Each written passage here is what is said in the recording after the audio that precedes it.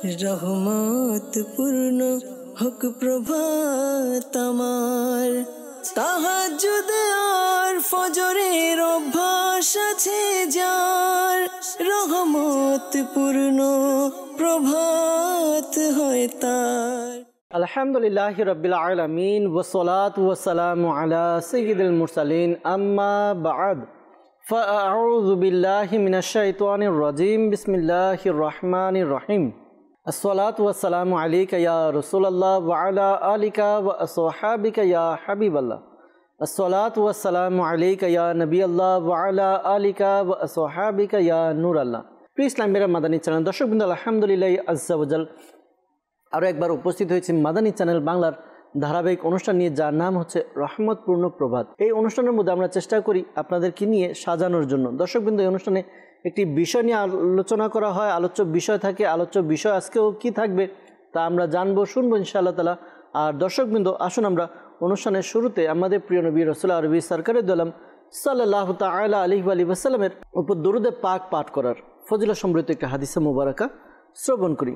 আমার আপনার নবী, দয়ালু নবী, মায়া নবী, রহমতের নবী, রহমাতুল্লিল আলামিন নবী সাল্লাল্লাহু তাআলা আলাইহি ওয়া সাল্লাম ইরশাদ ফরমান, যে ব্যক্তি জুমার দিন আমার উপর ৮০ বার দরুদে পাক পাঠ করবে তার ৮০ বছরের গুনাহকে ক্ষমা করে দেওয়া হবে।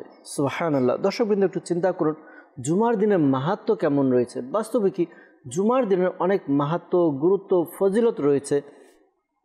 কিতাবের মধ্যে এসেছে, যে ব্যক্তি জুমার দিন একটি নেকি করবে ওই একটি নেকির প্রতিদান ৭০ গুণ বৃদ্ধি করে দেওয়া হবে। ঠিক তেমনি একটি গুনাহকেও ৭০ গুণ বাড়িয়ে দেওয়া হয়।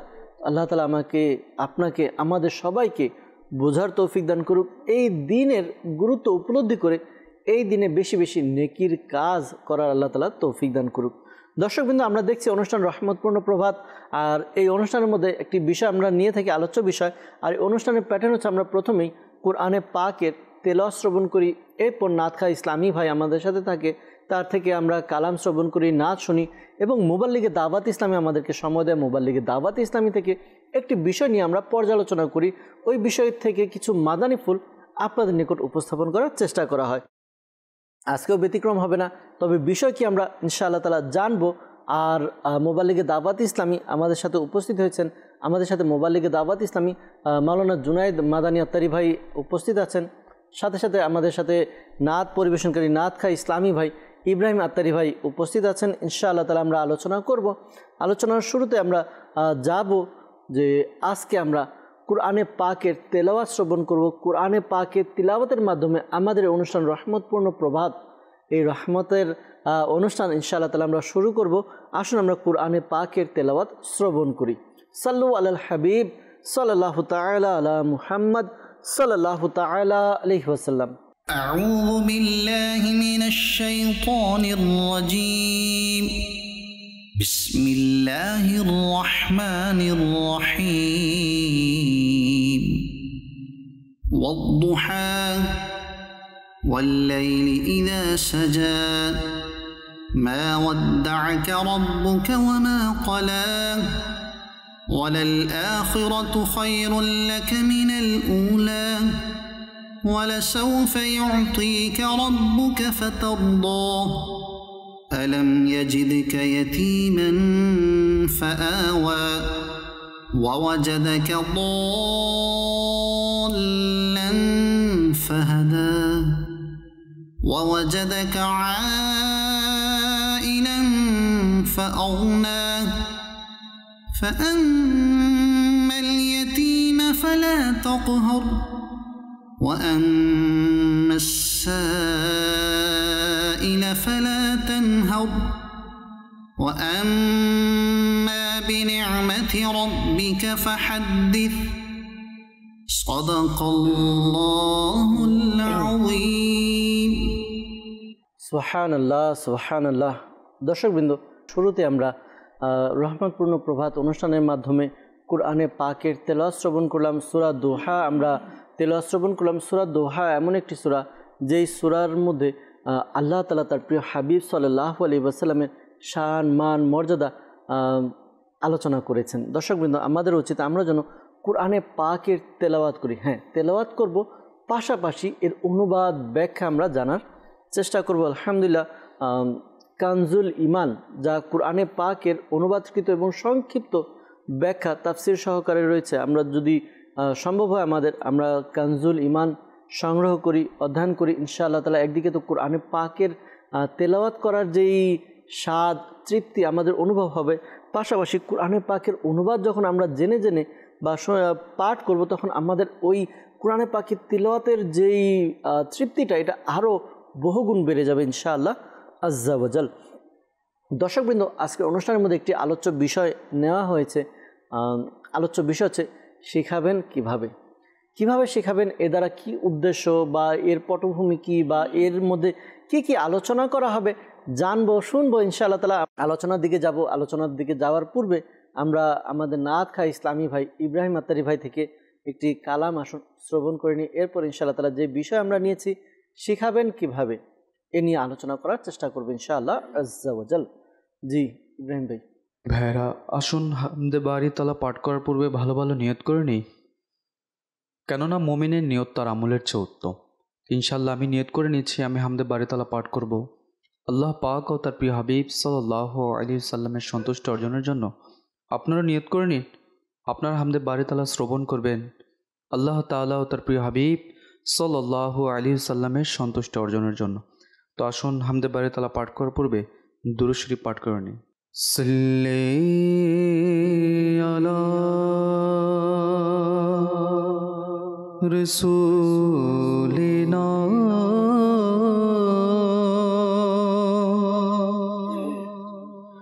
সাল্লি আলা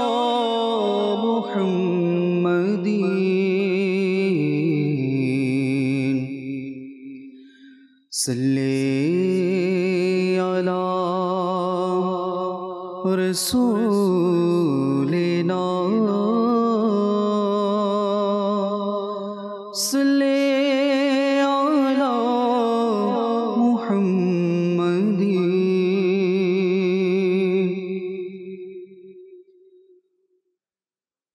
সাল্লি আলা নবিয়িনা সাল্লি আলা মুহাম্মাদিন আল্লাহু আল্লাহু আল্লাহ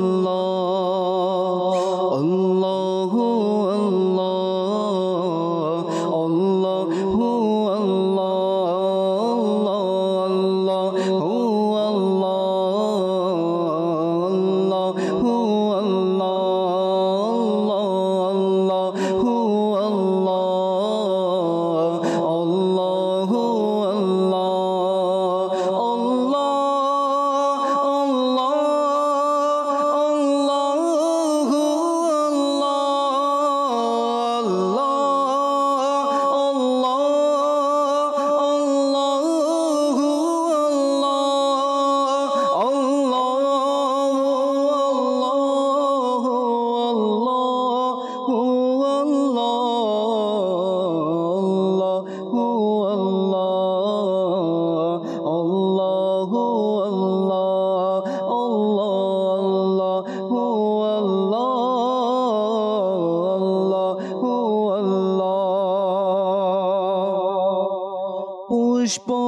পুষ্পকলি গুঞ্জন শোনায় আল্লাহু আল্লাহ পুষ্পকলি গুঞ্জন শোনায় আল্লাহু আল্লাহ পুষ্পকলি গুঞ্জন শোনায় আল্লাহু আল্লাহ পুষ্পকলি গুঞ্জন শোনায় আল্লাহু আল্লাহ বৃক্ষরাজির পাতায় পাতায় আল্লাহু আল্লাহ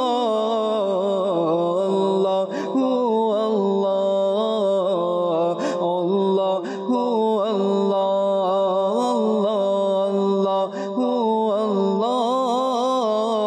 আল্লাহু আল্লাহ গগনে পানে মেঘমালায় আল্লাহু আল্লাহ গগনে পানে মেঘমালায় আল্লাহু আল্লাহ গগনে পানে মেঘমালায় আল্লাহু আল্লাহ গগনে পানে মেঘমালায় আল্লাহু আল্লাহ পর্বতের চূড়ায় চূড়ায় আল্লাহু আল্লাহ আল্লাহু আল্লাহ আল্লাহু আল্লাহ আল্লাহু আল্লাহু আল্লাহ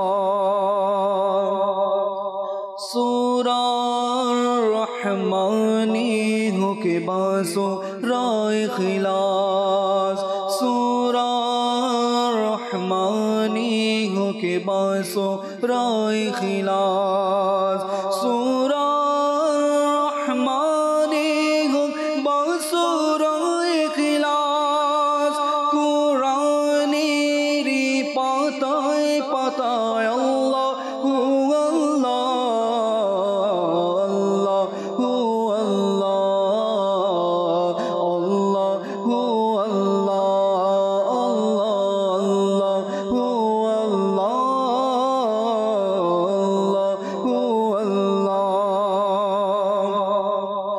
গুঞ্জনে শোনায় আল্লাহ আল্লাহ বৃষ্টি আর ঝরে না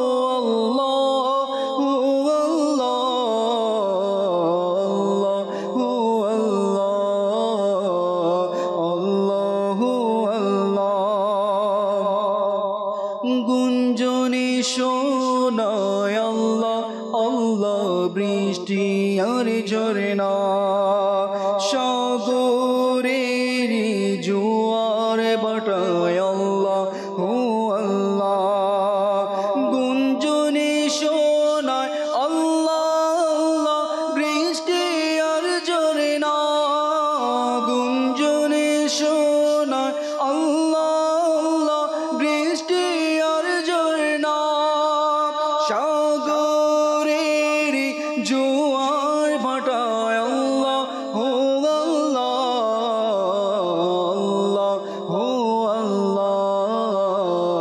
আল্লাহু আল্লাহ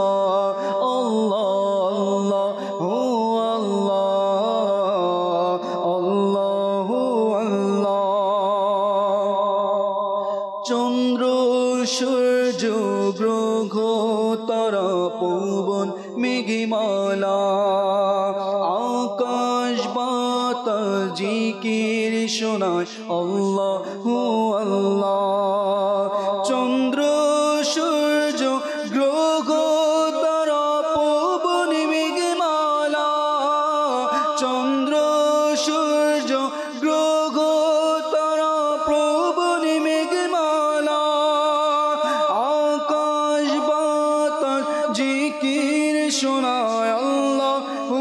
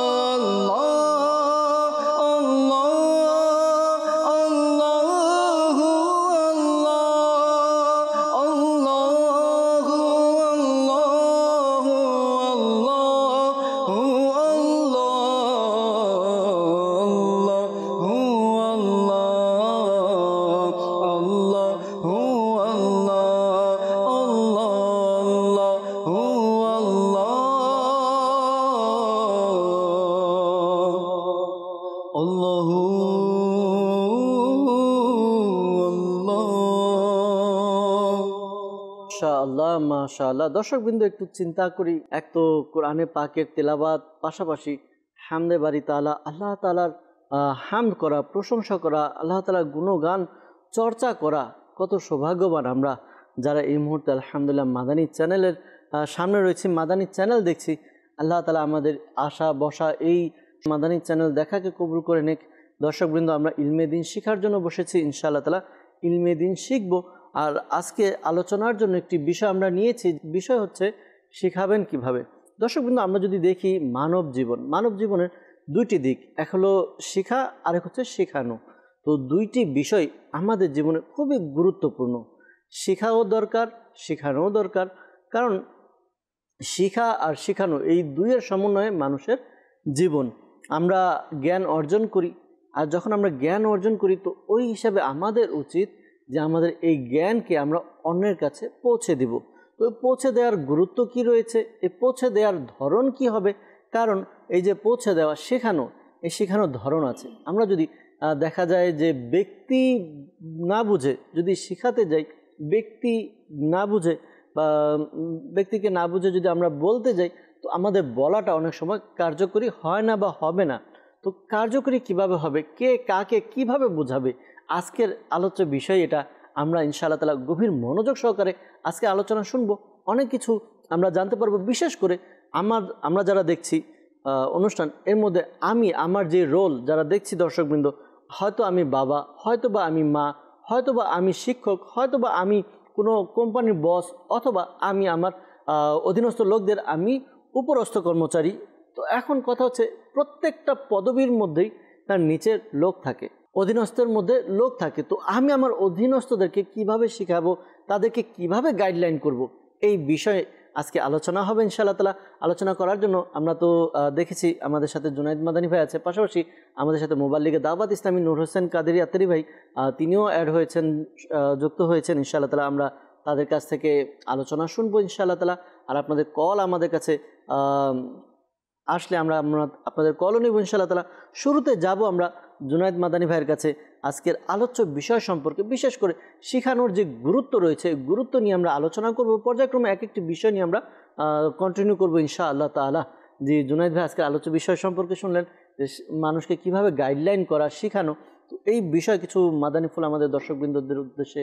আলহামদুলিল্লাহি রাব্বিল আলামিন ওয়াসসালাতু ওয়াসসালামু আলা খাতামিন নাবিয়্যিন আম্মা বা'দ ফাআউযু বিল্লাহি মিনাশ শাইতানির রাজীম বিসমিল্লাহির রহমানির রহিম।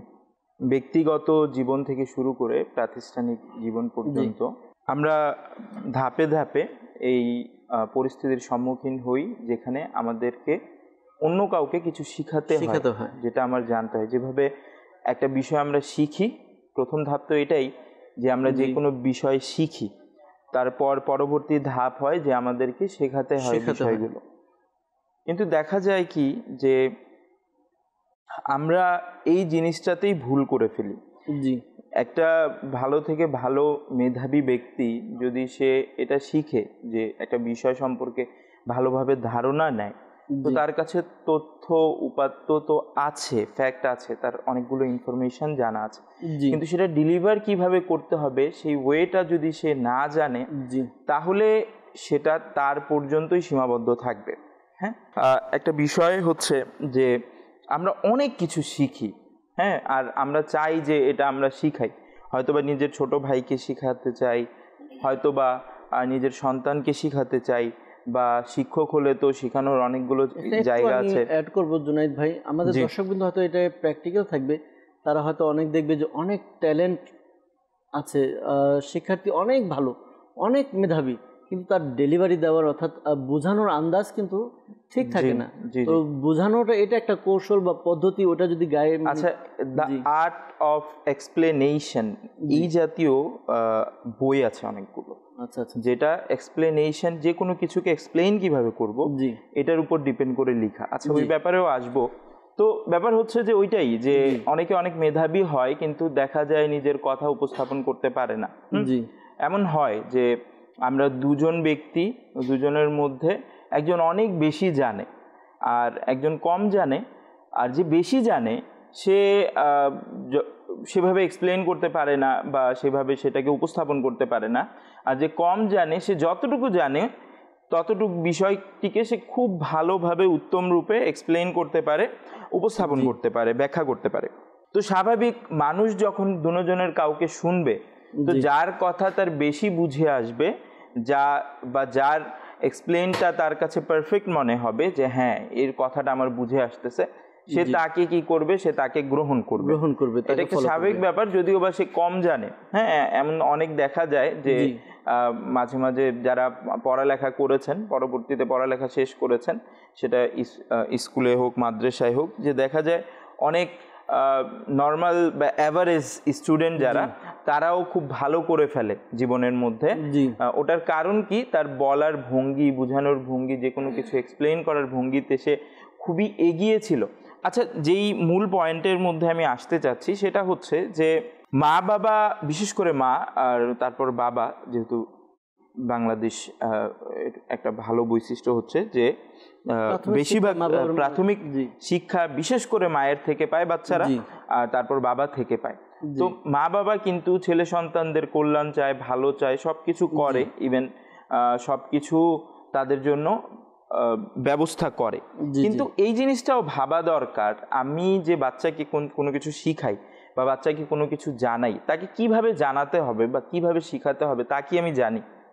একটা বিষয় হচ্ছে যে হ্যাঁ, আমি আমার আম্মুকে দেখেছি বা এত ছোট থেকে বড় হয়েছি, বিভিন্ন মানুষকে বিভিন্নভাবে শিখাতে দেখেছি, তো ওটা থেকে একটা আইডিয়া নিয়ে নেওয়া যে আচ্ছা এভাবেই শিখাইতে হয়। হ্যাঁ, না বুঝলে 2-3টা ধরে থাপ্পড় দিতে হবে, ধাক্কা ধুক্কা দিয়ে 2-একটা ধমক দিয়ে শিখিয়ে ফেলবো, এরকম একটা ধারণা হ্যাঁ চলে আসে।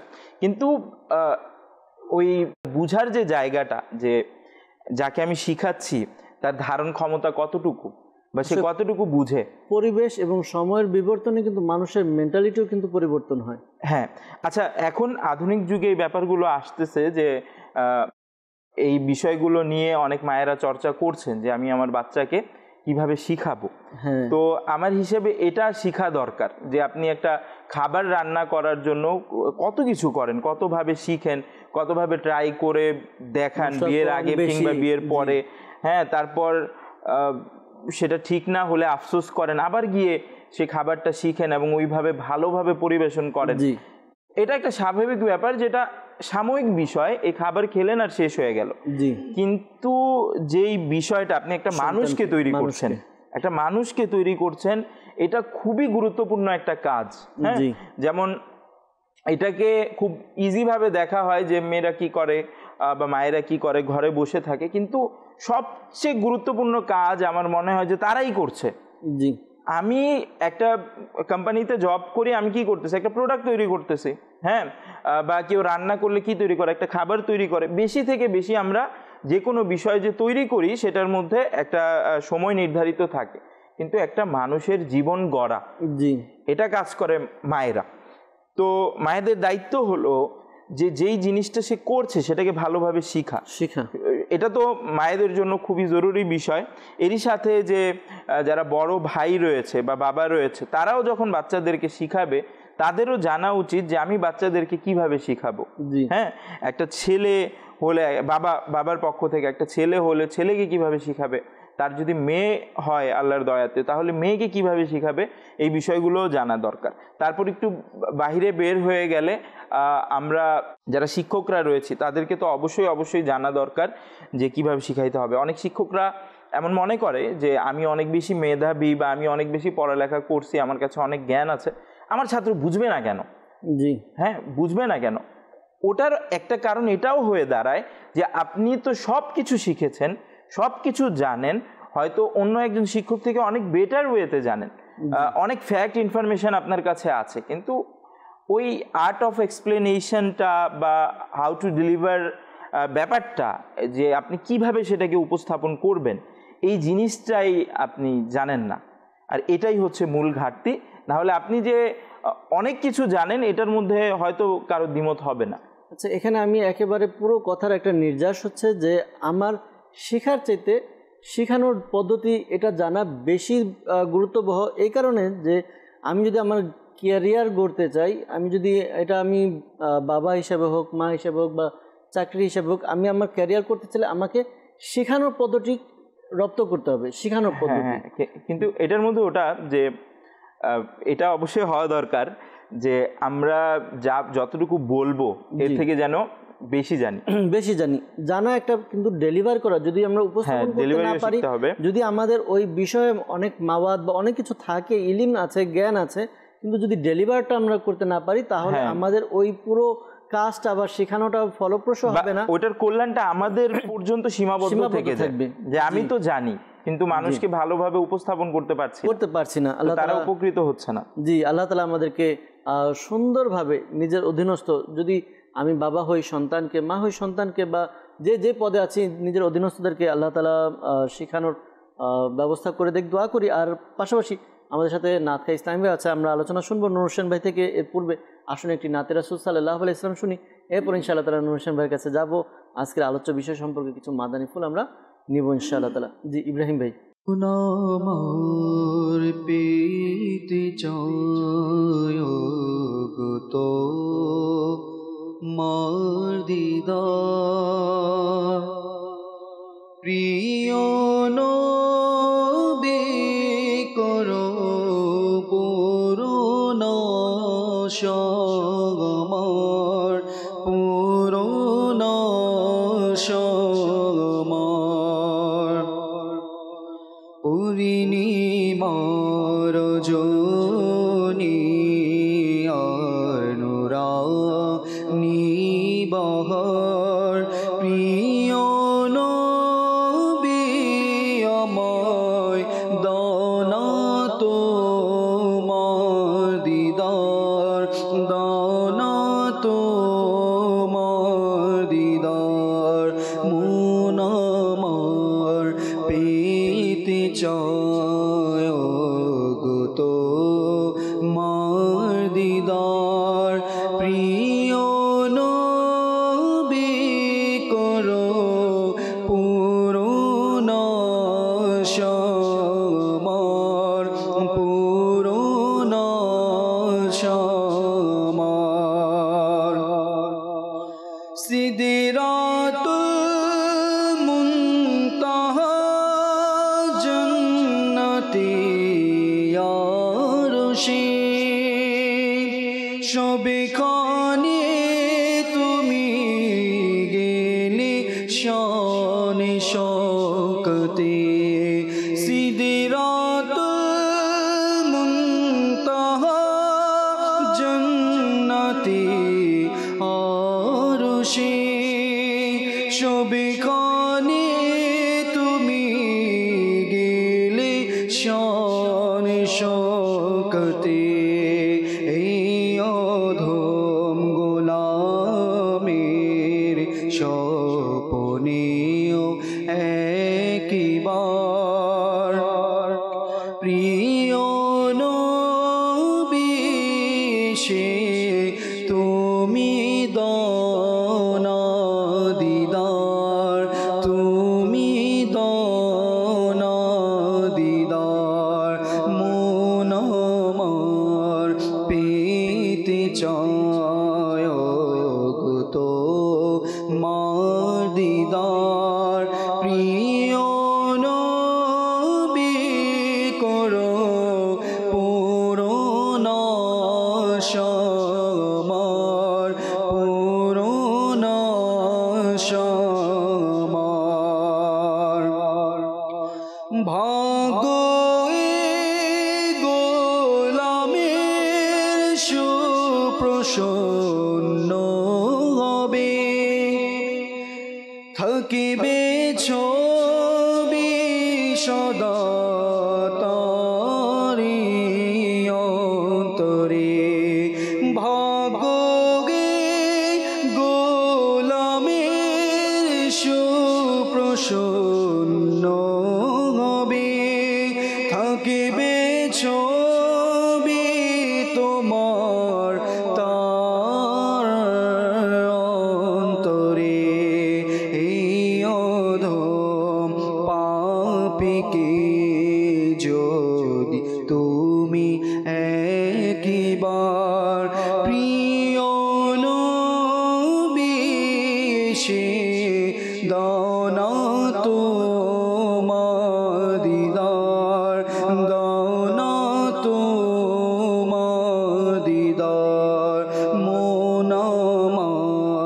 পেতে চায় গো তোমার দিদার প্রিয় নবী সে দানা তোমার দিদার দানা তোমার দিদার মৃত্যু সজ্জায় আছে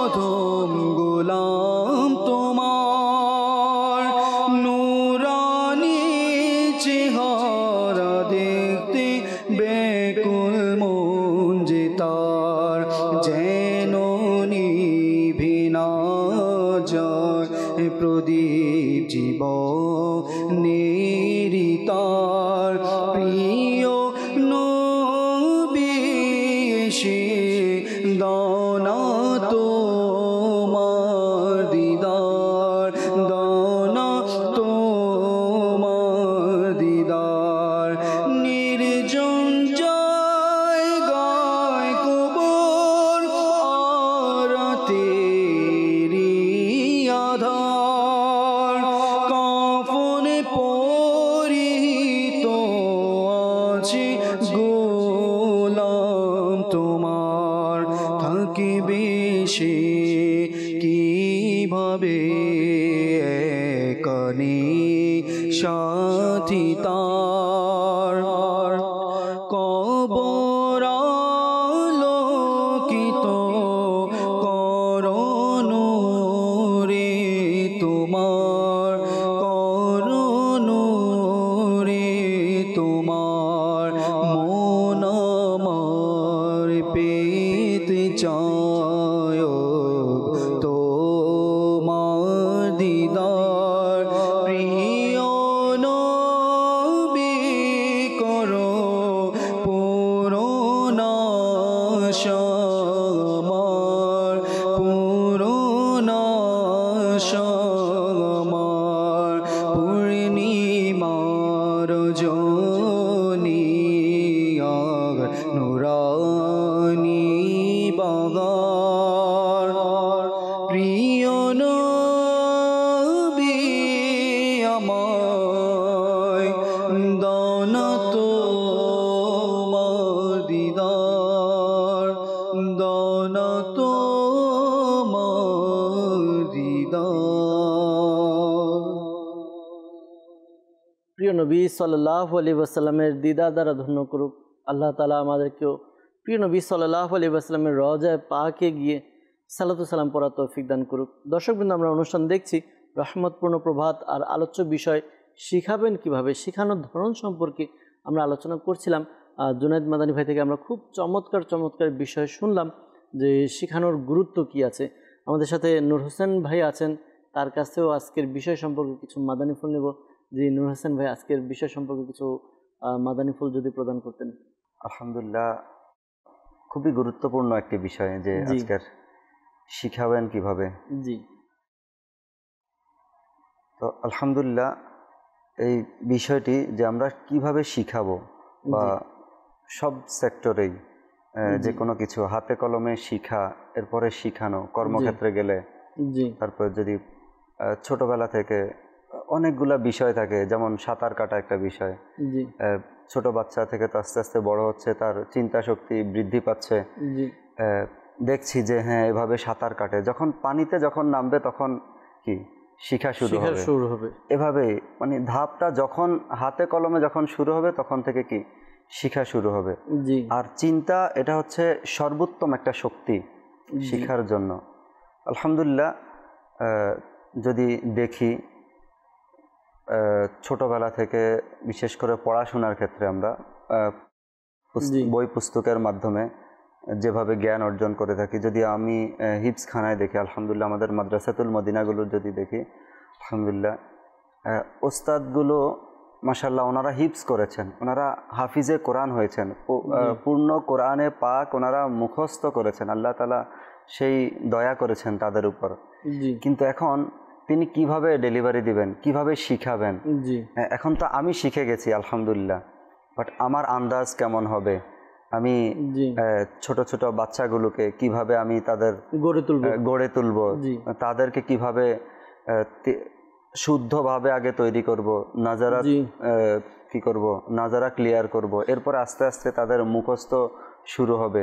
জি। তো এই যে কৌশলগুলো, এগুলোর জন্য যেমন আলহামদুলিল্লাহ দাওয়াতে ইসলামী যে সুন্দর মুদাররিস কোর্স রেখেছে, এমনিভাবে সকল যদি শিক্ষা প্রতিষ্ঠানগুলো দেখি, আলহামদুলিল্লাহ শিক্ষা প্রতিষ্ঠানে যদি হাই স্কুলে দেখি, এক একজন শিক্ষক বলতে গেলে আমাদের দেশের সর্বোচ্চ শিক্ষা অর্জন করেই তারা শিক্ষকতা পেশায় এসেছেন, কিন্তু শিখানোর জন্য যে কৌশলগুলো প্রয়োজন, মাঝে মধ্যে ট্রেনিং সেশনের আয়োজন হয়। দেখা যাচ্ছে কেউ 1 মাসের ট্রেনিংয়ে চলে যাচ্ছে, কেউ 2 মাসের, আবার মাঝে মধ্যে 1 সপ্তাহ ট্রেনিং সেশন চলে যাচ্ছে। কারণ শিখানোর যে কৌশল, এটা অনেক বড় একটা বিষয়। আর আলহামদুলিল্লাহ এটা যার মধ্যে যত বেশি অর্জিত হবে সে তত বেশি শিখাতে পারবে। তো এমনিভাবে যেমন মা বাবা, মাশাআল্লাহ আমার হুজুরও যেটা বললেন যে মা বাবা সন্তানদেরকে তো শিখাচ্ছেন, তো এখন আস্তে আস্তে মা বাবার মধ্যেও এটা এসেছে চিন্তাটা যে আমার মধ্যে ওই কোয়ালিটি তৈরি করতে হবে, কিভাবে আমি আমার সন্তানকে সর্বোচ্চ শিক্ষা দিতে পারবো, কিভাবে সে আমার থেকে সর্বোচ্চ আদর্শটা পাবে। তা আদর্শ পাবে, এখানে আবার কিছু আন্দাজ থাকে কি, যেগুলো ভুল আন্দাজ থাকে, আলহামদুলিল্লাহ এগুলো এখন দিনে দিনে আমরা আপগ্রেড করছি, অর্থাৎ নিজেকে কোয়ালিফাইড করছি কিভাবে আমি আমার সন্তানকে কোয়ালিফাইড সন্তান হিসাবে তৈরি করব। তো আলহামদুলিল্লাহ এমনিভাবে যেমন আন্দাজের মধ্যে যদি বলি, কোরআন ও সুন্নাহর আলোকে যেভাবে দিক নির্দেশনা পাই আলহামদুলিল্লাহ আমরা, যে নরম আন্দাজে, তারপর খারাপ ব্যবহার না করে, কারোর সাথে কারো মনে কষ্ট না দিয়ে, কথার দ্বারা কষ্ট না দিয়ে, রাগ না দেখিয়ে, আঘাত না করে, এভাবে আলহামদুলিল্লাহ শিখানো যে কৌশলগুলো, এগুলো আলহামদুলিল্লাহ দিনে দিনে আমাদের মধ্যে অর্জিত করা, নিজেকে কি করা, শিখানোর জন্য প্রস্তুত করা। যেমন যদি একটা ফ্যাক্টরির কথা বলি, যদি একটা গার্মেন্টস ফ্যাক্টরির কথা বলি, এখানে যখন ফার্স্টে শুরু করবে তখন সে একদম সহকারী হিসেবে শুরু করবে। শুরু করতে গিয়ে প্রথমে যে অভিজ্ঞ যিনি আছে তার সাথে সহকারী হিসাবে শুরু করবে, দেখা যাচ্ছে তার সুতাতে সহযোগিতা করতেছে, তার যেই ইকুইপমেন্ট রয়েছে এগুলো এনে দেওয়াতে সহযোগিতা করতেছে, আস্তে আস্তে ধরা শিখতেছে, দেখতেছে, দেখে দেখে সে চিন্তা করতেছে, চিন্তা করে করে এরপরে আস্তে আস্তে অ্যাপ্লাই করা শুরু করবে। এখন সে যে দেখেছে এত দক্ষ, চিন্তাও করে নিয়েছে, জেহানও গেঁথেছে, বাট যখনই নিজে শুরু করবে তখন থেকে তার যে শিখার ধাপটা আস্তে আস্তে আস্তে আস্তে উন্নতির দিকে যাবে। প্রথমে একটু ভুল করবে, ভুল হয়ে যাবে, এরপরে কিছুটা শুদ্ধ হবে, এরপরে কোয়ালিটি তৈরি হবে আস্তে আস্তে, যে আমার কাজের কোয়ালিটি তৈরি হচ্ছে, কতটুকু সুন্দর করা যায়, কতটুকু কাজের মধ্যে ফিনিশিং আনা যায়। আসলে বাস্তবে কি যে শেখানোর যে বিষয়টা আছে, এই বিষয়টা আমাদের সবসময় জারি রাখা উচিত। যদি আমরা শেখানোর কাজকে ছেড়ে দিই তাহলে আমাদের অনেকগুলো সাইড ইফেক্ট আসবে। যদি আমরা দেখি যে ঘরের মধ্যে যদি বাচ্চাদেরকে শেখানো ছেড়ে দিই তাহলে সে পরিপূর্ণ একজন নাগরিক বা ব্যক্তি হয়ে ওঠা, ওই বিষয়টা থেকে হাতছাড়া হবে। যদি আমরা আমাদের সন্তানদেরকে কোনো কিছুতে শেখানো ছেড়ে দিলাম, সে তার মতো চললো, তো দেখা যাবে একটা সময় সে অন্য কোনো পরিবেশের সাথে প্রভাবিত হয়ে সে তার যে আমল, আখলাক, আদব, এগুলো শিষ্টাচারগুলো কি ভুলে যাবে। সে ঘরের মধ্যে কিভাবে ব্যবহার করতে হবে, কি ব্যবহার করতে হবে, এটা যদি সে না শিখে তো বাবা মার সাথে কি ব্যবহার করবে, যেমন খুশি তেমন করবে। যেমন এই যে 3 ধরনের শিক্ষা অর্জন করা কি ফরজ মুসলমানের জন্য, যে আপনার ইলম অর্জনের ক্ষেত্রে, তো সেখানে হচ্ছে কি ইলমুল আকাইদ, ইলমুল মাসাইল, আর হচ্ছে কি ইলমুল মৌলিকাত। প্রত্যেকটা বিষয়ের জন্য যে শিখা ফরজ। এখন যেমন মৌলিক যে বিষয়গুলো, এগুলো যখন জানবে কোরআন ও সুন্নাহর আলোকে, কোরআন ও হাদিসের আলোকে, কিভাবে আমাকে জানতে হবে, কিভাবে আমাকে চলতে হবে, কিভাবে আমাকে কথা বলতে হবে, কিভাবে আমাকে পরিবেশের সাথে মিশতে হবে, কিভাবে আমাকে আদব করতে হবে বড়দেরকে, কিভাবে আমি ছোটদেরকে স্নেহ করব, আমার কথার আন্দাজগুলো কেমন হবে, আমার ভাষাটা কতটুকু মিষ্টতা থাকবে, কতটুকু নিচু আওয়াজ থাকবে বা নরম থাকবে, এই জিনিসগুলো যখন শিখতে থাকবে, কিতাব থেকে সেটা আমাদের জ্ঞান অর্জনের সহযোগিতা করে। আমরা কিতাব পড়ে জ্ঞান অর্জনের সহযোগিতা পাই, বাট প্র্যাকটিক্যালি যখন এটা অ্যাপ্লাই করতে থাকবো তখন এটার মধ্যে আমাদের অর্জিত হওয়ার সৌভাগ্য নসিব হবে। জি, বাস্তবিক এটাই যে যখন মানুষ শিখে তখন তো থিওরিক্যাল শিখে, যখন সে বাস্তব জীবনে যায় তখন সে প্র্যাকটিক্যাল শিখে। যখন সে প্র্যাকটিক্যাল করতে যায়, ওই প্র্যাকটিক্যাল করতে গিয়ে সে অনেক কিছু শিখতে পারে। একটা বিষয় যেটা আমি বলছিলাম যে একটা যদি আমরা শেখানো ছেড়ে দিই তাহলে সমাজের মধ্যে এক তো ঘরের মধ্যে প্রভাব পড়ে, আরেকটা সমাজের মধ্যে। যদি আমরা একজন সন্তানকে বা একজন ব্যক্তিকে সমাজে চলার জন্য কিভাবে চলতে হবে এই বিষয়গুলো যদি না শেখাই তাহলে সমাজ সুষ্ঠু এবং সুস্থ থাকবে না। সমাজকে ভালোভাবে ভারসাম্যপূর্ণ রাখার জন্য মানুষদেরকে, ঘরের লোকদেরকে শেখাতে হবে। তো প্রতিটা বিষয়ে যদি আমরা না শেখাই আমরা সাইড ইফেক্ট অবশ্যই পাবো। শেখানো দরকার। যেমন অনেকে নিশ্চিত হয়ে যায় যে না আমার সন্তান ঠিকই চলতেছে, অনেকে আবার বুঝাইতে মানে অতিরিক্ত বুঝিয়ে ফেলে, মার ধর পর্যন্ত চলে যায়। অনেকজন বলে যে না আমার সন্তান তো ঠিকই চলতেছে, ঠিকই আছে। অনেকজন বলে যে না ওর কিছু হবে না, ওকে বুঝাইতে পারি না, হাত গুটিয়ে নেওয়া। মাআযাল্লাহ কিছু মা বাবা বাচ্চাদেরকে বিভিন্ন জন্তু বা বিভিন্ন উদাহরণ দিয়ে তাদেরকে বুঝায়। কেন? তারা বুঝতে পারে না, মানে বুঝার ক্ষেত্রে দুর্বল তারা, তাই এভাবে করে তাদেরকে সম্বোধন করে। একসময় ছেলের ওই বাচ্চারও বিশ্বাস এটা হয়ে যায় হয়তো আমি বোকা বা আমি নির্বোধ, আমি ভালো বুঝতে পারি না, মানসিক বিকাশটা হয় না, ওরকম মানসিক বিকাশ হয় না, কনফিডেন্স হারিয়ে ফেলে। আর অনেক কিছুর ক্ষেত্রে ওই শিশুকাল থেকে যে কনফিডেন্সটা পায় ওটা বাচ্চাদের জন্য জরুরি হয়। যাই হোক, যেটা আপনি বলতেছেন যে হ্যাঁ ওটা শিখানো দরকার। আচ্ছা, শিখাবো কিভাবে, এটাও একটা ব্যাপার যে শিখাবো কিভাবে, যেটা মূলত আজকের আলোচনা। তো বর্তমানেও কিন্তু এগুলো নিয়ে গবেষণা হয় যে ভালো থেকে ভালোভাবে কিভাবে শেখানো যায়। ইভেন অনেকগুলো বইও, সম্পূর্ণ বই, ডেডিকেটেড বই এই বিষয়ের ব্যাপারে আছে যে কিভাবে শেখানো দরকার, বা বরং শেখানো কেন, এই এক্সপ্লেইন কিভাবে করা দরকার এটার ব্যাপারে আলাদা বই আছে। হ্যাঁ, কোনটা কিভাবে বলবো, কতটুকু বলবো, এ ব্যাপারে আলাদা বই আছে। আচ্ছা, বলা হয়েছে যে কোনো কিছু ভালোভাবে এক্সপ্লেন করার জন্য 4টা পার্ট আছে। একটা হচ্ছে কনটেক্সট বলা, যে প্রেক্ষাপট বলা, যে কেন শিখবো আমি এটা, বা আমার কি কাজে আসবে এটা জানানো দরকার। বড়দের তো অবশ্যই জানানো দরকার, ছোটদের অনেক বেশি জানানো দরকার, কারণ তাদের জন্য বেশিরভাগ ক্ষেত্রে কোনো কিছু গুরুত্ব রাখে না, একদমই গুরুত্ব রাখে না। আপনি গুরুত্ব দিয়ে বুঝালেও গুরুত্ব রাখবে না। ইনস্ট্যান্ট এটার সম্মুখীন হয়নি, ইনস্ট্যান্ট কিছু ওয়ে অবলম্বন করে যেটা কেন দরকার তার, হ্যাঁ কেন দরকার এটা জানানো বাচ্চাদেরকে। তারপর স্টোরি বলার মাধ্যমে জানানো, স্টোরি বলার মাধ্যমে শিখানো, কানেকশন তৈরি করা, সংযোগ তৈরি করা উদাহরণ দেওয়ার মাধ্যমে। হ্যাঁ, তারপর ক্ল্যারিটি রাখা, যখন আপনি এক্সপ্লেন করতেছেন কোনো কিছু, যে আপনি ছোট ছোট বাক্যে, হ্যাঁ সহজ সহজ শব্দে যেন বুঝান।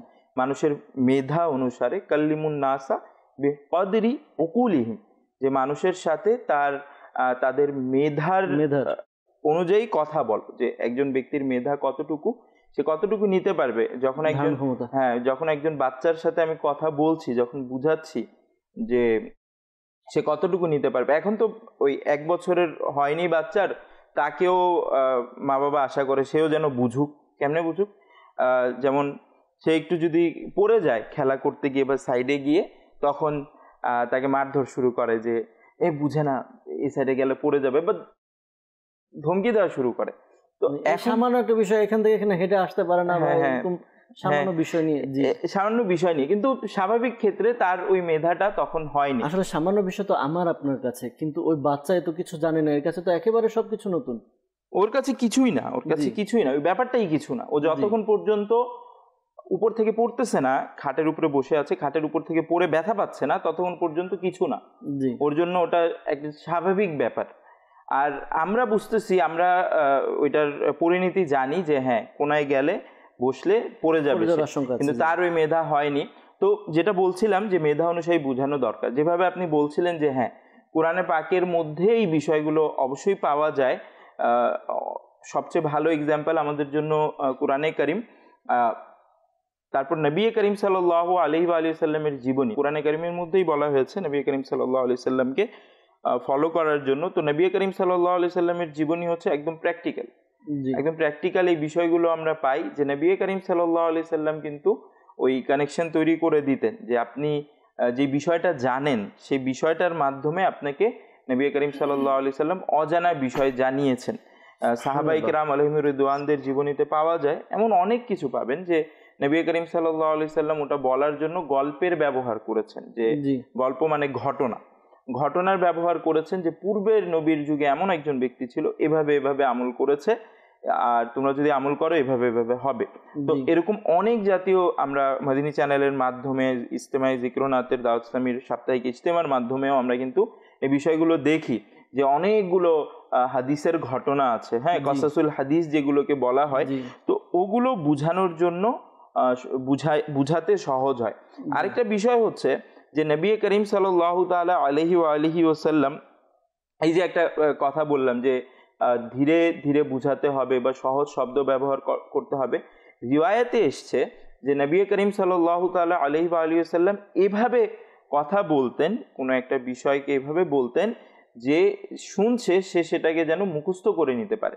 অর্থাৎ সে যদি চায় তাহলে নবী করিম সাল্লাল্লাহু আলাইহি সাল্লামের কথাকে মুখস্থ করে নিতে পারে। আর আলহামদুলিল্লাহ তাআলা হাদিসের যে বিষয়গুলো আমরা পাই সেগুলো কিন্তু এমনই যে এক এক শব্দ কিন্তু নবী করিম সাল্লাল্লাহু আলাইহি সাল্লাম যেটা বলেছেন সবগুলো সেটাই। তারপর আরেকটা রিওয়ায়াতের মধ্যে এসছে যে নবী করিম সাল্লাল্লাহু তাআলা আলাইহি ওয়া সাল্লাম বোঝানোর ক্ষেত্রে এক একটা শব্দকে 3 বারও উচ্চারণ করেছেন। তারপর এটা একটা বিষয় যে খুব সহজভাবে বুঝাতে হবে, হ্যাঁ যে সামনের মানুষ যেভাবে বুঝে ওইভাবে বুঝাতে হবে। তারপর বলছিলাম যে ঘটনা, ওটাও আমরা হাদিসের মধ্যে পাই, নবী করিম সাল্লাল্লাহু আলাইহি সাল্লামের জীবনীতে পাই। তারপর হচ্ছে একটা বিষয় কানেকশন তৈরি করা, কানেকশন তৈরি করা যে আপনি যে বিষয়টা জানেন ওই বিষয়টার মাধ্যমে না জানা বিষয়কে জানানো। নবী করিম সাল্লাল্লাহু আলাইহি সাল্লামের জীবনীতে এই বিষয়গুলো অনেকবার পাওয়া গিয়েছে। কয়েকটা বিষয় বলি। আবু যর গিফারি রাদিয়াল্লাহু তাআলা আনহু থেকে বর্ণিত, এটা হচ্ছে মুসনাদে আহমদের হাদিস, হ্যাঁ। তো এটার মধ্যে কি আছে যে নবী করিম সাল্লাল্লাহু আলাইহি সাল্লাম সর্দির মৌসুমে পাতা ঝরে যায় গাছের, হ্যাঁ সর্দির মৌসুমে একবার বের হয়ে সেখানে ওই পাতা ঝরে গিয়েছিল, গাছের পাতা ঝরে গিয়েছিল। তো নবী করিম সাল্লাল্লাহু তাআলা আলাইহি ওয়াসাল্লাম একটা গাছের পাতা নিজে ঝরালেন কিছুটা, ওই তারপর বললেন যে হে আবু যর, অর্থাৎ আবু যর গিফারি রাদিয়াল্লাহু তাআলা আনহুকে উদ্দেশ্য করে বললেন। তো আবু যর গিফারি রাদিয়াল্লাহু তাআলা আনহু বললেন যে ইয়া রাসূলুল্লাহ সাল্লাল্লাহু আলাইহি সাল্লাম লাব্বাইক, আমি উপস্থিত।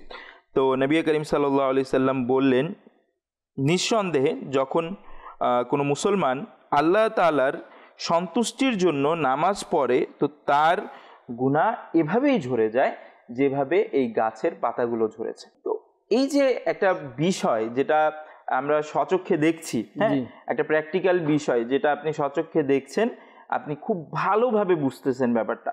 তো সেটার সাথে যে বিষয়টা আপনি জানেন না বা যে বিষয়টা আপনাকে জানাবো সেটাকে কি করে দেয়া, কানেকশন করে দেয়া, উদাহরণ সহ বোঝানো, হ্যাঁ উদাহরণ সহ বোঝানো।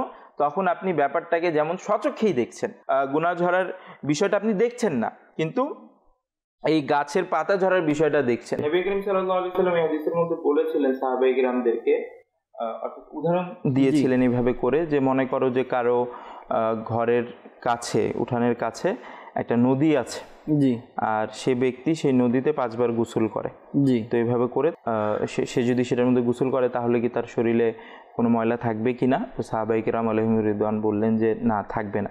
তো নবী করিম সাল্লাল্লাহু তাআলা আলাইহি ওয়া সাল্লাম বললেন যে এটাই 5 ওয়াক্ত নামাজের উদাহরণ।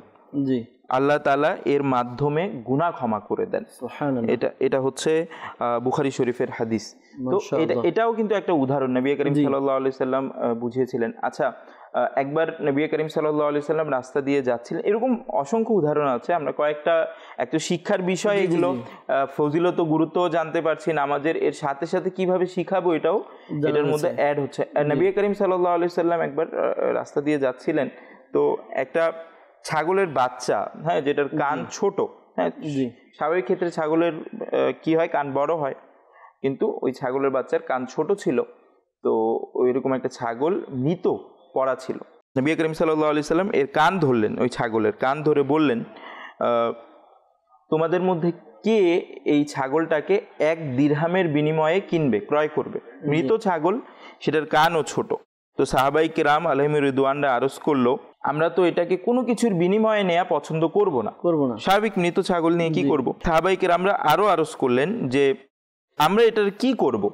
তারপর নবী করিম সাল্লাল্লাহু আলাইহি সাল্লাম বললেন, তোমরা কি এটা পছন্দ করবে যে এটা তোমাদেরকে দেয়া হোক, অর্থাৎ এই মৃত অবস্থাতেই যদি তোমাদেরকে এমনিতেই দিয়ে দেওয়া হয়, তোমরা কি পছন্দ করবে এটা?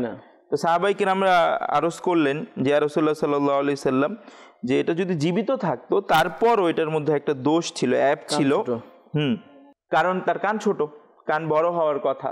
এখন তো সে মৃত, তাকে কেউ কেন নিবে? তো নবী করিম সাল্লাল্লাহু আলাইহি সাল্লাম ইরশাদ করলেন, দেখেন এই যে পুরো প্র্যাকটিক্যাল বিষয়টা দেখিয়ে এখন নবী করিম সাল্লাল্লাহু আলাইহি সাল্লাম সাহাবাই কেরাম আলাইহিম রিদওয়ানদেরকে বললেন যে আল্লাহ পাকের কসম, যেভাবে তোমাদের দৃষ্টিতে এই ছাগলের এই মৃত বাচ্চা, যার কোনো মূল্যই নেই তোমাদের কাছে, আল্লাহ তাআলার কাছে দুনিয়া এর থেকেও নগণ্য, অধিকতর নগণ্য। নবী করিম সাল্লাল্লাহু তাআলা আলাইহি ওয়া সাল্লাম তাদেরকে প্র্যাকটিক্যাল বুঝিয়ে দিলেন। প্রথমে দেখেন এই বিষয়টা দেখেন যে কত সুন্দর করে বুঝানোর ধরনটা শুরু হয়েছিল।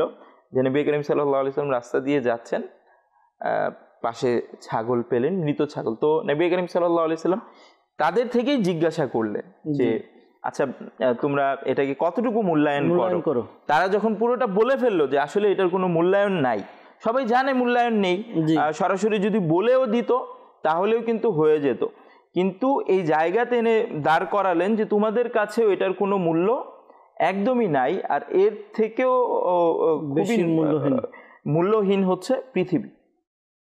তো নবী করিম সাল্লাল্লাহু তাআলা আলাইহি ওয়া সাল্লাম এইভাবে করে বুঝাতেন। নবী করিম সাল্লাল্লাহু আলাইহি সাল্লামের বুঝানোর ধরন এভাবে করে ছিল। এটার মধ্যে আমাদের শিক্ষণীয় বিষয় আছে।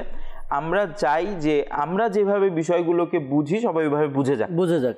হ্যাঁ, আমি বুঝছি, আমি পড়ে বুঝে গেছি, আপনারও বুঝতে হবে। আপনি বুঝবেন না কেন? এত সহজ একটা বিষয় বুঝে না, এটা কোনো কথা হলো? তো এই জাতীয় আমাদের একটা ধরন, অথচ হওয়া এমন দরকার যে আপনি কিভাবে বুঝেন, আমি যেন বিষয়টাকে সেইভাবে আপনার কাছে উপস্থাপন করি, এক্সপ্লেন করি। যে দর্শকবৃন্দ, খুবই চমৎকার একটি পয়েন্ট আমরা খুব উদাহরণ সহকারে, এই যে নবী পাক সাল্লাল্লাহু আলাইহি ওয়াসাল্লাম উদাহরণ দিয়ে বুঝিয়েছেন, আমরাও কিন্তু এখানে দর্শকবৃন্দদেরকে ওই উদাহরণগুলো টেনেই উদাহরণ দিয়ে বোঝানোর চেষ্টা করা হয়েছে যে আমাদেরকেও শেখাতে হবে এইভাবে। যদি আমরা কারোর সাথে কথা বলি, তার জ্ঞান অনুযায়ী তাকে যেভাবে বোঝালে সে বুঝবে সেভাবে আমাদেরকে উপস্থাপন করা উচিত। দর্শকবৃন্দ, আপনাদের কিছু কল আমরা নিব ইনশাআল্লাহ তাআলা, এরপর আমরা আবারও আলোচনায় ফিরে আসবো। আসুন আমরা কল শুনি। জি, কল শুনিয়ে দিন। আপনাদের অনুষ্ঠান ভালো লাগছে খুব, আমাদের জন্য দোয়া করবেন যেন আমরা মাদানী চ্যানেল প্রতিদিন দেখতে পারি ইনশাআল্লাহ তাআলা। আল্লাহ তাআলা বরকত দেখ। আপনি রাজশাহী থেকে মাদানী চ্যানেল দেখছেন, ভালো লাগছে। আর অনুরোধ করব, এই অনুষ্ঠান আপনি দেখছেন, অপরকে দেখা দাওয়াত দিন মাদানী চ্যানেল দেখার জন্য। সবাইকে দাওয়াত দিন, যারা আপনার পরিচিত আছে তারা যেন মাদানী চ্যানেল দেখে, ইনশাআল্লাহ তাআলা অনেক কিছু শিখতে পারবে, জানতে পারবে। পরবর্তী কল। মনোমুর ফারুক, আমি একটি কালাম শুনতে চাই, অতি শীতল হাওয়া মদিনারি। অতি শীতল হাওয়া মদিনারি কালামটি শুনতে চাইছেন। ইব্রাহিম ভাই আছেন, ইনশাআল্লাহ তাআলা নোট করে নিচ্ছেন। আমরা চেষ্টা করব আপনাদেরকে এই কালাম শোনানোর জন্য ইনশাআল্লাহ আজ্জা ওয়া জাল। পরবর্তী কল।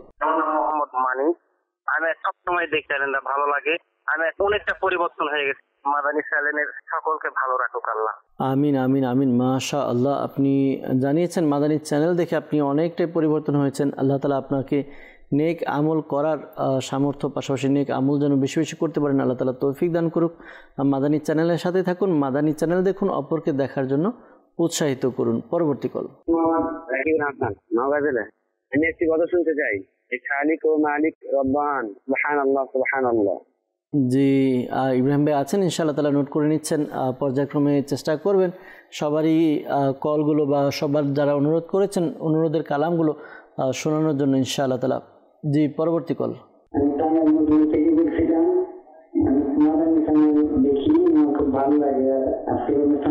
খুব ভালো লাগতেছে, আমার জন্য দোয়া করবেন।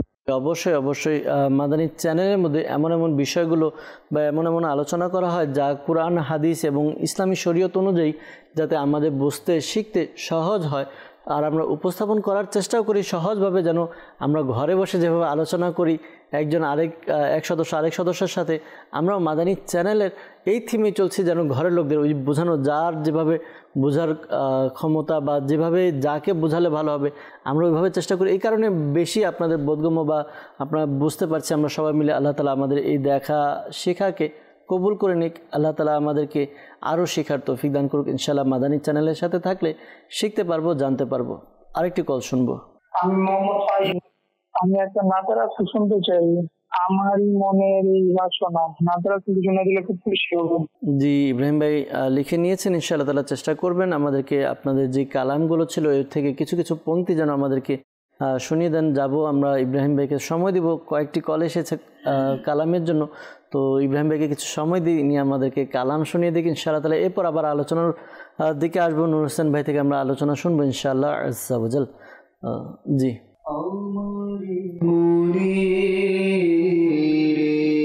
বাসনা শুধু দেখব মদিনা, আমারি মনে এই বাসনা, ভাগ্যে যদি লেখা থাকে হয় এমন সৌভাগ্য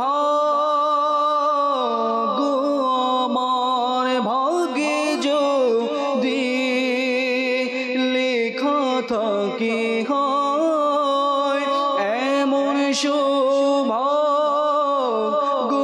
আমার, ঘুমিয়ে যাব চিরতরে আল্লাহ, ঘুমিয়ে যাব চিরতরে, প্রিয় নবীর দুয়ারে আল্লাহ, আমারি মনে এই বাসনা আল্লাহ, আমারি মনে এই বাসনা, তিনি যদি চান দিবেন মন দয়ার নজর মোর পানে, তিনি যদি চান দিবেন মন দয়ার নজর মোর পানে, চোখের ধারায় বইবে নদী আল্লাহ, চোখের ধারায় বইবে নদী, হয়তো বিরহ ভারী আল্লাহ, আমারি মনে এই বাসনা, হে খালিক মালিক রবে মহান, সুবহানাল্লাহ সুবহানাল্লাহ সুবহানাল্লাহ সুবহানাল্লাহ, তুমি স্রষ্টা আমার, আমি বান্দা তোমার, তুমি স্রষ্টা আমার, আমি বান্দা তোমার সুবহানাল্লাহ সুবহানাল্লাহ সুবহানাল্লাহ সুবহানাল্লাহ মোরা পাপে করি তুমি ক্ষমা করো মোরা জুলুম করি তুমি দয়া করো ঘিরে আছে তোমার দয়ায় দুনিয়া ঘিরে আছে তোমার দয়ায় দুনিয়া সুবহানাল্লাহ সুবহানাল্লাহ সুবহানাল্লাহ সুবহানাল্লাহ মোরা ভিখারি তুমি দাতা মোরা বান্দা তুমি মওলা মোরা ভিখারি তুমি দাতা মোরা বান্দা তুমি মওলা মুখাপেক্ষী তোমার ফকির বাদিশা মুখাপেক্ষী তোমার ফকির বাদিশা সুবহানাল্লাহ সুবহানাল্লাহ সুবহানাল্লাহ সুবহানাল্লাহ হে খালিক মালিক রবি মোহন সুবহানাল্লাহ সুবহানাল্লাহ সুবহানাল্লাহ সুবহানাল্লাহ বলবো কারি মনির ব্যথা তুমি থাকতে হে নবী যাব আমি বলো কোথা তুমি থাকতে হে নবী বলবো কারি মনির ব্যথা তুমি থাকতে হে নবী প্রিয় নবীর গোলামে আমি আমার আসল পরিচয় প্রিয় নবীর গোলামে আমি আমার আসল পরিচয় ভয় করি না কাউকে আমি তুমি থাকতে নবী ভয় করি না কাউকে আমি তুমি থাকতে নবী দর্শকবৃন্দ, আমরা আপনাদের পছন্দের এবং অনুরোধের কালাম শোনানোর চেষ্টা করেছি। ইব্রাহিম ভাই আমাদেরকে শুনিয়েছে। দর্শকবৃন্দ, নাতে রাসূল পাঠ করা বা শ্রবণ করা আমাদেরকে অত্যন্ত মনোযোগ সহকারে এবং হৃদয়ের কান দিয়ে শোনা উচিত। নাতে রাসূল হচ্ছে আমাদের ফিল করার একটা বিষয়।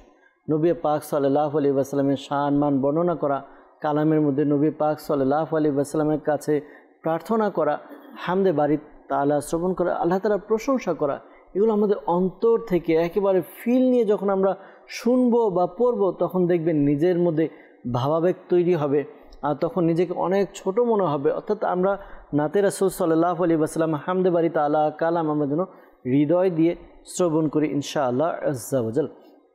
দর্শকবৃন্দ, আলোচনা চলছিল শিখাবেন কিভাবে। আমরা বিভিন্ন বিষয় শেখানোর ধরন আমরা জানছি। আলোচনার মধ্যে ছোট বাচ্চা যখন তার শিখার বয়স হয় তো তখন তাদেরকে কি শেখাবো। হাদিসে পাকের মধ্যে এসেছে নবী করিম সাল্লাল্লাহু তাআলা আলাইহি ওয়া সাল্লাম ইরশাদ ফরমান, তোমরা তোমাদের সন্তানকে 3টি বিষয়ের শিক্ষা দাও। এক হচ্ছে নবী পাক সাল্লাল্লাহু আলাইহি ওয়া সাল্লামের ভালোবাসা শেখানো, নাম্বার 2 আহলে বাইতের ভালোবাসা শেখানো, এবং নাম্বার 3 হচ্ছে কোরআনের শিক্ষা দেওয়া।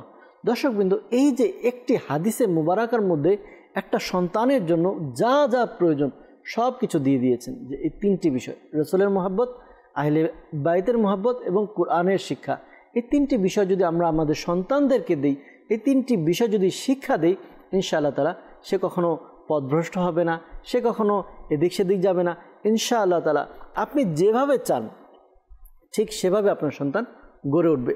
আরও কিছু আলোচনা শুনবো নূর হোসেন ভাই থেকে। নূর হোসেন ভাই, কিছু মাদানী ফুল সন্তানদেরকে বা কিভাবে মানুষদেরকে শিক্ষা দিব?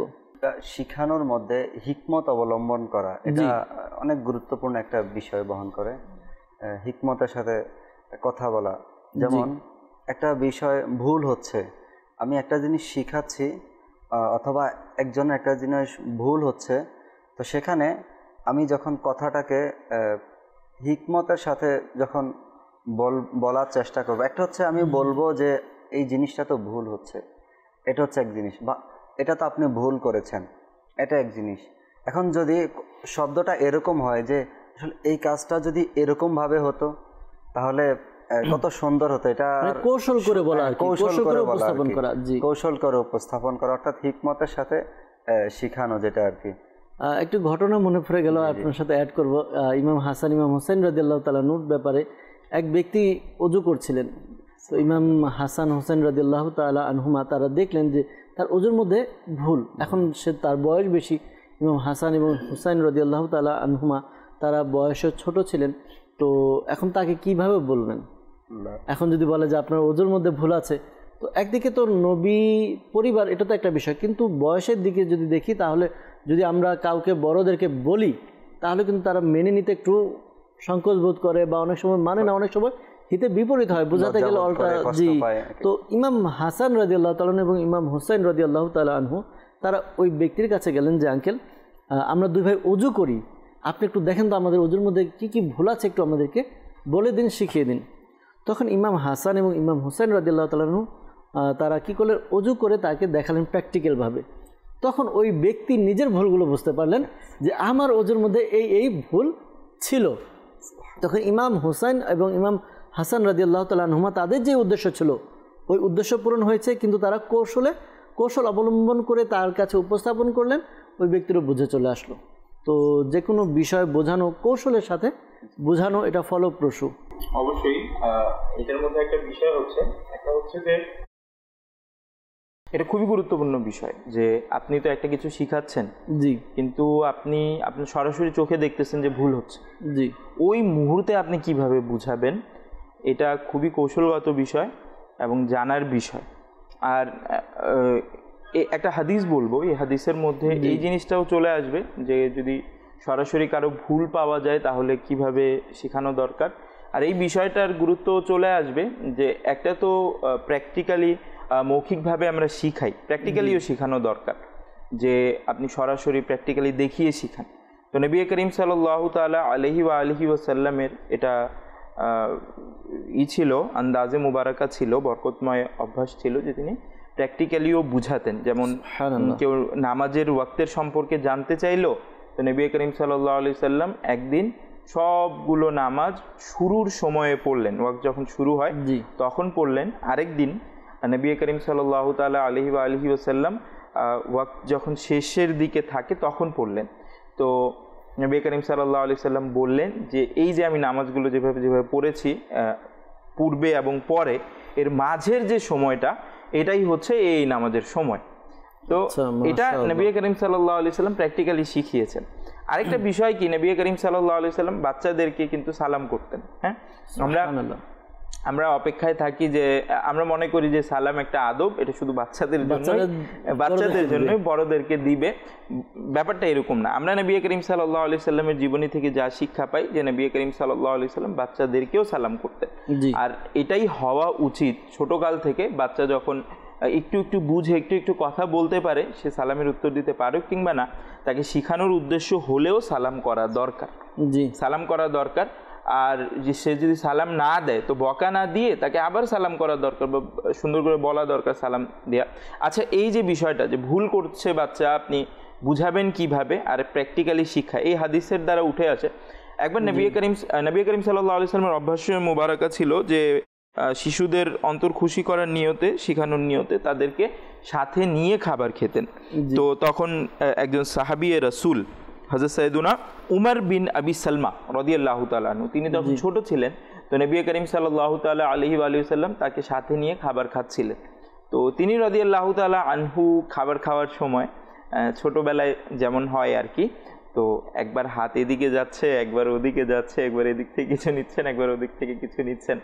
তো নবী করিম সাল্লাল্লাহু আলাইহি সাল্লাম দেখলেন। নবী করিম সাল্লাল্লাহু তাআলা আলাইহি ওয়া সাল্লাম হচ্ছে দো জাহানের বাদশাহ। সুবহানাল্লাহ। আল্লাহ তাআলা নবী করিম সাল্লাল্লাহু আলাইহি সাল্লামকে দো জাহানের রাজত্ব দান করেছেন। সুবহানাল্লাহ। তারপরও নবী করিম সাল্লাল্লাহু তাআলা আলাইহি ওয়া সাল্লামের শিখানোর আন্দাজে মুবারাকা সবসময় নম্র এবং কৌশলগত ছিল। তো নবী করিম সাল্লাল্লাহু তাআলা আলাইহি ওয়া সাল্লাম এভাবে বলেননি যে তুমি ভুল করছো, কি করছো এটা, এভাবে কি খাবার খায় কিনা, এরকম কিছু বলেননি। নবী করিম সাল্লাল্লাহু তাআলা আলাইহি ওয়া সাল্লাম চমৎকারভাবে ইরশাদ করলেন যে ইয়া গুলামু সাম্মিল্লাহ ওয়া কুল বি ইয়ামিনিকা ওয়া কুল মিম্মা ইয়ালিক। নবী করিম সাল্লাল্লাহু তাআলা আলাইহি ওয়া সাল্লাম বললেন যে হে বাচ্চা, হে বৎস, আল্লাহর নাম নাও, আল্লাহর নাম নাও, ডান হাতে খাবার খাও এবং তোমার সামনে থেকে খাবার খাও। সুবহানাল্লাহ। তো নবী করিম সাল্লাল্লাহু আলাইহি সাল্লাম খুব নম্রভাবে এই এতটুকুই বললেন।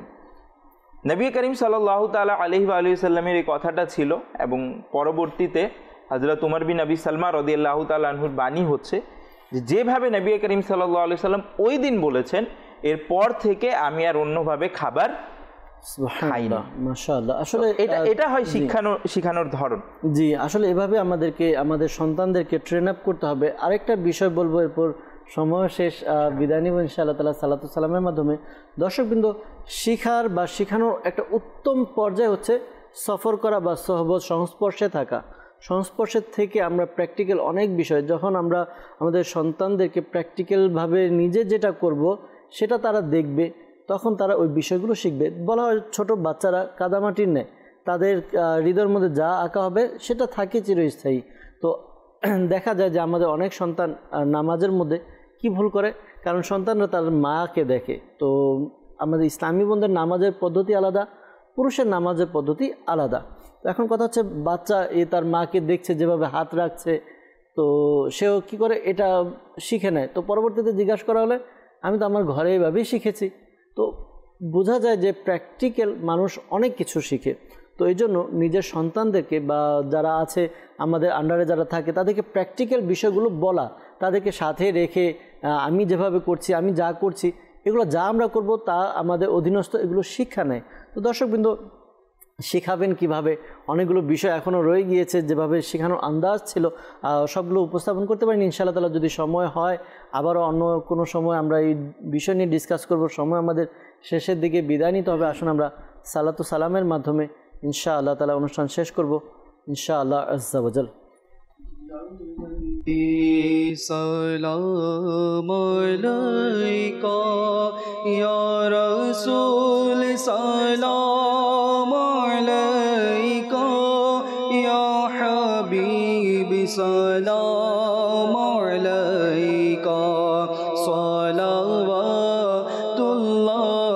আলাইকা মুস্তাফা জানে রহমত পেলা খো সালাম ইশমে বাজি में हिदायत पेला खो सलाम से आज़मे इमामो तो का वन्नो का जलवाए शानी कुदरत पेला खो सलाम डाल दी क़ल्बों में अज़मती मुस्तफ़ा सैयद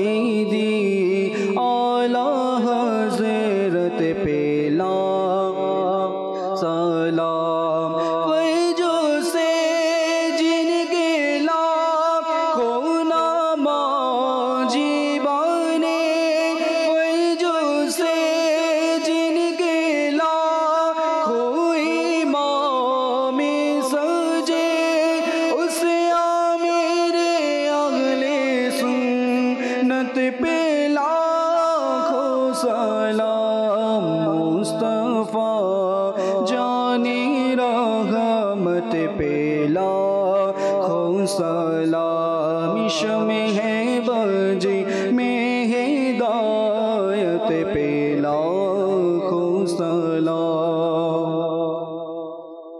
আসুন আমরা দোয়া করে নিই। আল্লাহুম্মা আমিন। সুবহানাকা আল্লাহুম্মা ওয়া বিহামদিকা লা ইলাহা ইল্লা আনতা আস্তাগফিরুকা ওয়া আতুবু ইলাইক। সুবহানাকা আল্লাহুম্মা ওয়া বিহামদিকা লা ইলাহা ইল্লা আনতা আস্তাগফিরুকা ওয়া আতুবু ইলাইক। সুবহানাকা আল্লাহুম্মা ওয়া বিহামদিকা লা ইলাহা ইল্লা আনতা আস্তাগফিরুকা ওয়া আতুবু ইলাইক। আসসালাতু ওয়াসসালামু আলাইকা ইয়া নবী আল্লাহ ওয়া আলা আলিকা ওয়া আসহাবিকা ইয়া নূর আল্লাহ। বাক লা ইলাহা ইল্লাল্লাহু মুহাম্মাদুর রাসূলুল্লাহ সাল্লাল্লাহু তাআলা আলাইহি ওয়াসাল্লাম। রহমত পূর্ণ হক প্রভাত আমার, তাহাজ্জুদ আর ফজরের অভ্যাস আছে যার, রহমত পূর্ণ প্রভাত হয় তার।